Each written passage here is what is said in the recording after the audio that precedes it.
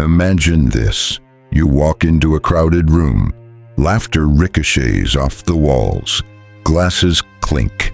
Faces light up in conversation, locked in an intricate dance of small talk, subtle gestures and mutual validation. Everyone seems absorbed, synchronized in the collective rhythm of social belonging. And yet, you stand there, still, watching, not because you're anxious, not because you don't know how to join in, but because something in you recoils from it. The whole charade, the performance, the repetition, the invisible scripts everyone seems so desperate to follow. You feel not superior, but alien. What everyone calls connection, you feel as noise. What they celebrate as a lively social life, you perceive as a strange kind of theater, where the audience and actors are one and the same, and the play never ends. Why? Why does it feel like you're the only one who sees through it? And why does it seem that the smarter you are, the less this social theater appeals to you? You weren't always like this. There was a time when you wanted to fit in, to be liked, to be understood.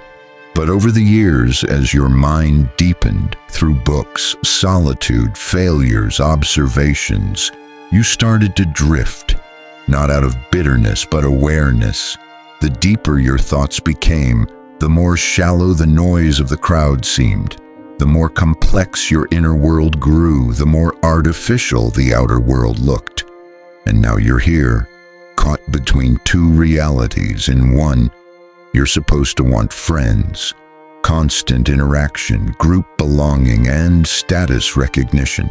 In the other, you find peace in solitude, depth in silence, and joy in following your thoughts to their furthest edge. Even if no one else comes with you, but which one is real?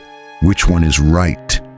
What if the very traits that allow you to think deeply, introspection, critical reasoning, a low tolerance for superficiality, also make you incompatible with the very thing society worships most, the social life? And here's the paradox that grips you like a hand around the throat. You are not antisocial, not incapable of love or friendship. You feel more deeply than most. You yearn for meaning, not just chatter. You long to connect, but only in ways that don't require you to amputate parts of your soul to fit into a mold. So why does it seem like the world punishes you for it? Why is it that the more thoughtful you are, the more alone you become? Where is the place for someone who values truth over pleasantries, depth over volume, solitude over visibility? Maybe you've asked yourself these questions in secret, late at night, when the room is quiet and the mask is off. Or maybe you've buried them under distractions, career ambitions, or the occasional forced smile at another lifeless dinner party. But the questions don't go away. They return, louder, sharper, unignorable. And here is the most disturbing question of them all. What if society was never designed for the introspective? What if the metrics of popularity, extroversion, and constant interaction aren't just social preferences, but tools of survival in a world that fears depth? What if the very fabric of social life is woven with threads that choke those who try to ask why the fabric exists at all? You start to see the pattern. The smartest people you've known, writers, thinkers, creators, weren't the most social. They weren't the life of the party. They weren't in the crowd. They were watching it, or avoiding it, or dissecting it from the shadows. And still they lived, not loudly, but vividly. But what kind of world makes that feel like failure? This isn't about being better than others. This isn't about pride or misanthropy. This is about the unbearable mismatch between the architecture of a thinking mind and the design of a society built on surface-level interactions. This is about the pain of clarity in a world addicted to illusion. So you're left with a choice: perform and belong, or observe and be alone. But maybe, just maybe, that's a false choice, because underneath all of this there is something deeper, something hidden, a force few dare to name, but one that governs the very way we perceive connection, intelligence, and worth. And once you see it, you can't unsee it. What if smart people don't care about social life, not because they lack something, but because they see something, something the world is terrified to admit, something ancient, psychological, philosophical, and profoundly unsettling, and it begins there, in the place between silence and noise, between solitude and exile, between knowing and pretending not to. Let's go deeper. You've probably felt it, the subtle discomfort that blooms in silence, the unspoken pressure to just be more social, as though that were the ultimate prescription for a well-lived life. But beneath that suggestion lies an assumption so deeply embedded in the culture that we rarely stop to question it, that sociability is synonymous with emotional health, and that solitude is a symptom of something broken. But what if that assumption is not only wrong, but dangerous? To understand why smart people often recoil from social life, we need to trace the roots of this tension, not in casual observation, but deep in the architecture of the human psyche. Not in surface-level advice, but in the buried layers of philosophical and evolutionary history that shaped our very instincts. Carl Jung once wrote, "Loneliness does not come from having no people around you, but from being unable to communicate the things that seem important to you." Imagine bearing truths within you that cannot be translated into polite conversation. Imagine watching the world chatter about trivialities while your mind stirs with existential inquiries about death, time, meaning, and consciousness. What's the cost of that dissonance? For Jung, individuation, the process of becoming truly oneself, often demanded isolation. The deeper one travels into the self, the more detached they become from the crowd, not out of arrogance, but necessity, because the crowd requires conformity, and the self, by definition, resists it. The social world isn't built for nuance. It is built for synchronization. Evolution carved us to belong to tribes because historically survival meant cohesion. The loudest voices, the quickest agreements, the shared rituals, these bonded us. Those who stopped to question the game were often left behind or devoured. But intelligence, especially the kind that turns inward, evolved for a different purpose, not just to survive, but to reflect, to ask, why this tribe? Why these rules? Why this life? Friedrich Nietzsche warned of this very fracture. He who has a why to live for can bear almost any how, but the why often demands solitude to emerge. The social world is noisy, distracting, filled with pre-approved meanings and borrowed goals. It doesn't encourage you to create your own philosophy. It hands you one already shrink-wrapped for easy consumption. So the smarter you become, the more allergic you become to borrowed meanings. You don't just want to live, you want to understand. Not just to speak, but to say something true. Not just to connect, but to merge on a level deeper than masks and manners. This pursuit, however, is punished. Jean-Paul Sartre famously declared, "Hell is other people." But misunderstood, this seems like a cynical dismissal of human connection. Sartre wasn't condemning intimacy. He was illuminating the prison of perception. In every social encounter, You are rendered an object in the gaze of another. Your freedom is compromised. You begin to perform. And intelligent people are hyper-aware of this performance. They sense the subtle expectations, the invisible lines, the role they are supposed to play. And they resist, not always consciously, but viscerally, because deep thought creates a kind of psychic allergic reaction to falsehood, to pretense, to forced laughter and shallow pleasantries. That resistance, however, becomes its own form of exile. Society doesn't reward internal rebellion, it pathologizes it. If you're quiet, you're labeled withdrawn. If you're selective with company, you're called antisocial. If you're too curious, you're seen as difficult. If you reject the dominant narrative, you are labeled a misfit, or worse, a threat. But what if this is not a flaw, but an evolutionary divergence? Arthur Schopenhauer believed that intelligent people are not just mentally different, they are existentially different. For Schopenhauer, the more one sees reality for what it is, fleeting, uncertain, often absurd, the less one can participate in its more artificial expressions. And what is more artificial than the socially mandated optimism that saturates everyday interactions?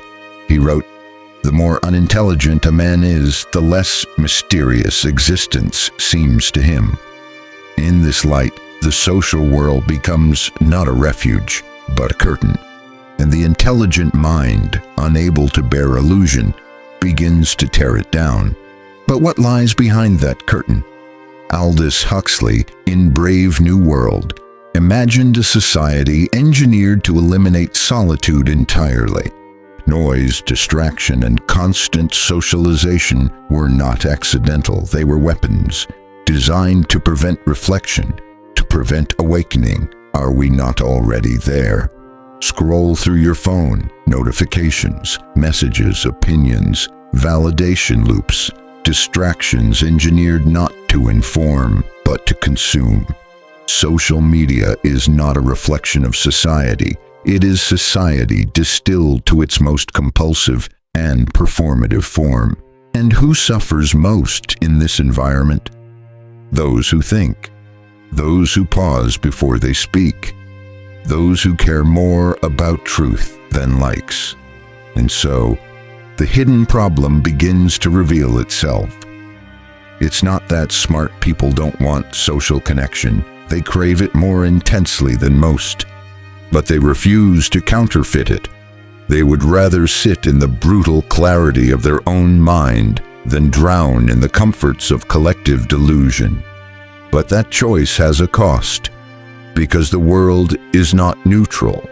It does not quietly respect those who withdraw. It tries to pull them back. Shame them, fix them, but maybe they don't need fixing. Maybe, like Nietzsche's tightrope walker, dangling between the animal and the overman. These people are evolving beyond the tribal mind, into something lonelier, but freer. Yet even now, something darker simmers beneath this realization, a consequence so subtle yet so pervasive that even the most brilliant minds often miss it. It's not just that society misunderstands them, it's that they begin to misunderstand themselves. They begin to believe they are broken. Let's go there next. Let's look into the abyss society doesn't want them to see. You don't just see the world differently, you feel it differently. But here's where the fracture deepens. Eventually, you stop trusting your own perception. Why? Because everything around you, media, education, popular psychology, tells you that what you're experiencing is wrong, that your solitude is a problem, that your need for depth is excessive, that your silence signals damage, not discernment. And when the world repeats this message long enough, it doesn't need to shout anymore. It whispers from inside your own mind. What's wrong with me? You've asked that, haven't you? Not because you feel broken, but because you've been told that feeling deeply, thinking intensely, and avoiding shallow interaction isn't normal, not desirable, not healthy. But this doubt, this internalized shame, is not born from truth. It's a parasite, one quietly planted by a culture that rewards conformity over clarity. And here lies the first unseen consequence: self-alienation. You become a stranger to your own preferences. You start gaslighting your instincts. You think, maybe I'm too serious, too intense, too cold. Maybe I should just go out more, talk more, smile more. You try. You play the role. You attend the gathering. You make the small talk. You laugh at the jokes. But when you return home, you feel more alone than before. Why? Because you weren't seen, not truly. You were decoded like a program running a script. Social interactions become transactions, calculations. You said the right things, but your soul was absent. What everyone else found energizing, you found depleting. Not because you lack energy, but because there was nothing there to feed on. And this creates the second consequence: emotional starvation. Smart people don't just want connection, they want resonance. A conversation that spirals toward meaning. A moment that breaks the surface of appearances. A gaze that says, I see the cathedral you're hiding inside your chest. But how often does that happen? How often do people let their masks slip long enough to reveal who they really are? You begin to feel like you're living in a museum of mannequins, beautiful forms, hollow insides. You're starving in a banquet of stimulation because everything is designed to entertain, but nothing is designed to nourish. Over time, this starvation doesn't just leave you tired, it leaves you numb. Here, the third and most dangerous consequence arises: psychic numbing, a quiet erosion of your emotional landscape. Not because you care too little, but because you cared too much for too long in a world that couldn't reciprocate. You start to detach, not just from people, but from yourself. You begin to guard your inner world, not with pride, but with weariness, because letting others in starts to feel like an act of self-endangerment, and so you retreat.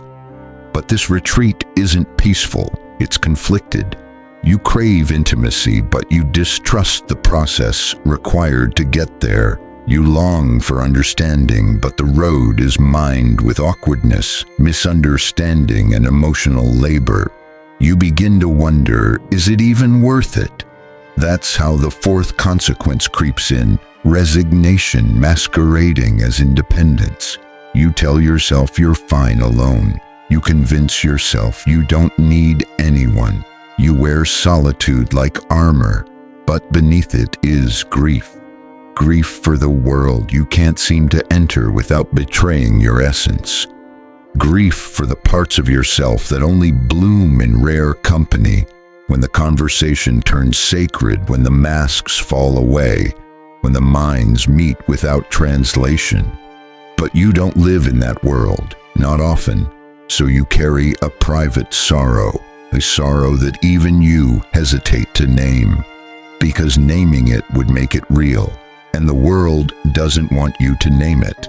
The world wants you to self-diagnose, to treat your existential clarity as depression, to call your discernment anxiety, to medicate your mismatch instead of understanding it. This leads us to the final, most insidious consequence: the medicalization of depth. In a culture that fears silence and worships visibility, any deviation from the extroverted ideal is quickly pathologized.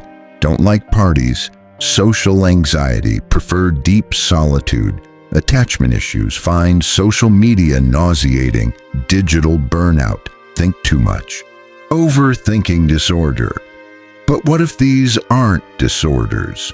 What if they're symptoms of a deeper intelligence trying to protect itself? What if your discomfort is not a flaw, but a compass? What if the world isn't sick of you, but scared of you, because you remind it of the things it has buried, the questions it won't ask, the truths it can't face? You see, intelligence, true intelligence, is dangerous, not because it harms, but because it sees. And once you see the machinery of the social world, the mimicry, the tribalism, the performance, you can't unsee it. You realize that much of what people call connection is a mutual exchange of lies they need to believe in order to sleep at night. But you stay awake, and it's lonely in the dark. But here's the final twist. Even in that darkness, you're not alone, because others like you exist. Others who feel the same hunger, bear the same tension, and ache with the same quiet clarity. You don't see them because they, like you, are hidden. Not because they want to be, but because they must be. Because when the world feels like a stage, the real ones hide behind the curtain. And yet, somehow that's not the end of the story.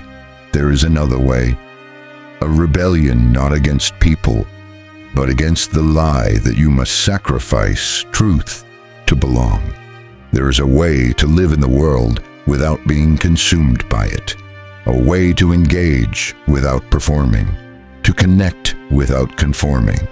To build a life that honors your depth without renouncing your humanity. But to find it, you must unlearn everything the culture has taught you about worth, connection, and identity. You must walk away from the crowd, not in bitterness, but in courage. You must become something else.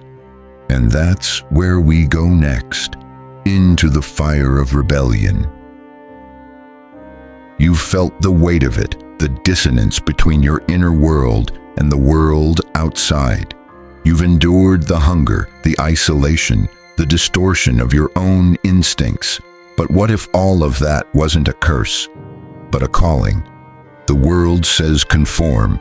It seduces you with the promise of belonging, but only if you shrink, if you soften your edges, dilute your thoughts, and wear the right emotional uniform. It tells you that connection requires compromise, that to be understood, you must first become understandable. But what if that's the lie? What if rebellion isn't loud? What if it doesn't look like protest signs and broken systems? What if, for you, the most radical act is to remain whole in a world that tells you to fragment? Here is the truth. You were never meant to fit, because you were born to see. To see is a kind of exile, but it is also the beginning of liberation. So how do you break free? First, you must abandon the search for approval. The most dangerous drug in the modern world is not heroin, it's validation, likes, smiles, compliments, agreement. These are the chains disguised as love. Viktor Frankl, survivor of the Holocaust and father of logotherapy, wrote, "When a person can't find a deep sense of meaning, they distract themselves with pleasure." But in today's world, it's not just pleasure we use to numb ourselves, it's popularity. And intelligent people, if they're not careful, will begin to trade insight for acceptance. Don't. Your value is not in how many people understand you. It's in how deeply you understand yourself. This is the first act of rebellion. Self-reverence without external permission. It means looking in the mirror and choosing truth over agreement. It means letting go of the need to be seen and choosing instead to see, to observe the world clearly without flinching, without bending. But that clarity has to be paired with courage, which brings us to the second act of rebellion. Curate your environment like your soul depends on it, because it does. You cannot build a sovereign mind in a polluted ecosystem. You must become ruthless with what you consume. Media, conversations, even friendships, not out of arrogance, but necessity. There is no virtue in exposing yourself to mediocrity for the sake of politeness. Do you think Marcus Aurelius entertained meaningless gossip to avoid being rude? Do you think Simone Weil dimmed her intellect to make others comfortable? Do you think James Baldwin withheld his fire just to be relatable? They burned, and that fire became their voice. So choose solitude over shallow company. Choose silence over hollow noise. Choose depth, even when it costs you ease. But know this, rebellion is not rejection. You are not here to escape humanity. You're here to refine it. Which is why the third act of rebellion is perhaps the most counterintuitive of all. Practice radical empathy, but only for the real. This means refusing to hate the world for not seeing you, refusing to mock those who don't understand you, refusing to harden into bitterness. Instead, it means directing your sensitivity not at the crowd, but at the quiet. It means listening for signals beneath the noise. Because there are others like you. You just haven't found them yet. And when you do, it won't feel like socializing. It will feel like home. Because smart people don't crave crowds. They crave kindreds. Not applause, but resonance. Not attention, but attunement. You don't need everyone to get you. You need one conversation that breaks the illusion. One person who speaks not from the script, but from the soul. And when you find that, guard it, build around it, let it nourish you. But what if you haven't found them yet? Then become them. Become the voice you've been waiting to hear. Write what you wish existed. Speak what you thought you had to silence. Live in such a way that your very presence becomes an invitation, not to conformity, but to awakening. This is the fourth act of rebellion.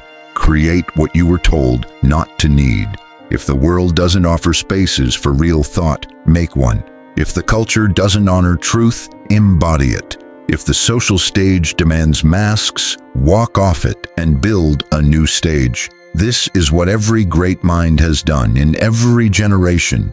They didn't just reject the world, they reimagined it. Thoreau didn't go to the woods because he hated society. He went because he wanted to hear his own thoughts again. Nietzsche didn't write for mass appeal. He wrote to rupture the dream. Hannah Arendt, Alan Watts, Carl Sagan, bell hooks. They didn't seek attention. They sought clarity. And in doing so, they became luminous. You don't need to escape the world to be free. You need to refuse the script it wrote for you and write your own. But writing that script requires something even greater than rebellion. It requires vision. Not just the courage to walk away, but the strength to walk towards something higher, a new philosophy, a new way of being, a life not built on social survival, but on sacred alignment. Because this isn't about being better than others. It's about becoming fully yourself. And once you do, something miraculous begins to happen. The world, once deafening, goes quiet, not because it changes, but because you do. You stop chasing the echo of applause. You start following the still voice of truth. And that voice leads you to a place beyond rebellion, to the final realization, the ultimate truth that everything else was preparing you for. Let's go there now. Let's end where all true journeys begin, at the edge of what you thought was real. You've stepped back from the noise. You've peeled off the mask. You've seen the trap for what it is. And now, in the silence that remains, something ancient stirs. Not loneliness, not emptiness, but something else. A sensation you haven't felt in a long time. A memory, almost, except it doesn't belong to the past. It belongs to what's real. There's a moment when you stop struggling, when you finally stop trying to make yourself smaller, more likable, more normal. And when that moment arrives, it feels like falling into yourself, like remembering a name you'd forgotten was yours. Do you feel it? That pulse beneath all your thoughts? That quiet knowing behind your eyes?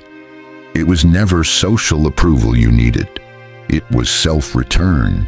You mistook the pain of disconnection for the absence of others, but it was really the absence of you.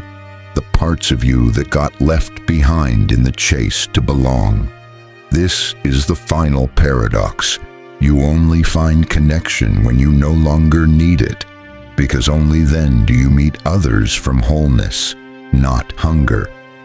Only then can your presence become a sanctuary instead of a signal flare. But to get there, you had to be misunderstood. You had to walk alone. You had to question everything. Because without exile, there is no homecoming. And now, here you are, at the edge of the map. And you realize something terrifying and liberating. There is no map. There never was. All the rules, the roles, the social metrics, they were scaffolding, not structure. You were trying to build a temple of meaning using someone else's blueprint, but you were never meant to follow. You were meant to build. So you step into the void, not with fear, but with reverence. Because the void isn't emptiness, it's freedom. And from that freedom, the final truth emerges, not as a concept, but as a living presence. You were never here to fit into this world. You were here to remake it, not through domination, not through persuasion, but through embodiment, by living so fully in alignment with your own truth that the world cannot remain unchanged in your presence. This is what smart people feel but cannot always explain. The pull to something deeper, the refusal to be hypnotized by what dazzles others, the ache that says there's more and there is, but you won't find it in conversation for conversation's sake. You won't find it in groupthink dressed as belonging. You won't find it in popularity contests disguised as relationships. You'll find it where the wild thoughts live, where silence becomes symphonic, where your soul stretches its limbs and remembers it has wings. You'll find it in purpose, not in the inflated, buzzword-laden way our culture uses it, but in the quiet, relentless way trees know how to grow toward light, the way rivers know how to cut through stone, the way stars burn, not to be seen, but because they must. You are here to become, not to impress, to create, not to convince, to see, not to be seen. And once you grasp this, not just with your intellect, but with your being, something irreversible happens. You stop apologizing for your clarity. You stop defending your depth. You stop negotiating your nature for a place at a table you never chose. Instead, you build your own table. Maybe no one joins you at first. Maybe it's quiet, but it is yours. And that is everything. Because here is the truth that no one tells you. When you stop seeking the world's love, the world begins to offer you its truth. You begin to notice the people who are also building, the quiet rebels, the sacred misfits, the deep minds in exile. You begin to recognize each other not through words, but through frequency. There are no signs, no introductions, only the shared look of someone who has seen through the dream and chosen to awaken anyway. That's what this journey has always been about. Not escaping society, not rejecting people, not superiority, but awakening, to see the architecture of illusion and still choose to live with compassion, to feel the loneliness of vision and still choose to love, to carry the burden of insight and still choose joy. Because the final truth is this: solitude was never your prison. It was your training ground. The silence that used to haunt you. It was preparation. The longing that used to torment you. It was direction. The disconnect you felt from others. It was the universe pruning away distractions so you could meet yourself. And now, you're ready? Not to return to the crowd, but to walk among them unchanged. Not to impress others, but to light something dormant within them. Not to be liked, but to be real. Because the world doesn't need more noise. It needs signal. It needs people who have gone into themselves and come out whole. People like you. So let this be your turning point, not a conclusion, but a coronation. You've endured the exile. Now step into your power. Speak your truth, softly or fiercely. Create what only you can create. Live as if your soul is watching, because it is. And when the world tries to lure you back into performance, ask yourself, is this who I am, or is this who I was told to be? Then choose accordingly. Because smart people don't care about social life, not because they're broken, cold, or superior, but because they're building something bigger than belonging. They're building a life that means something, and that changes everything.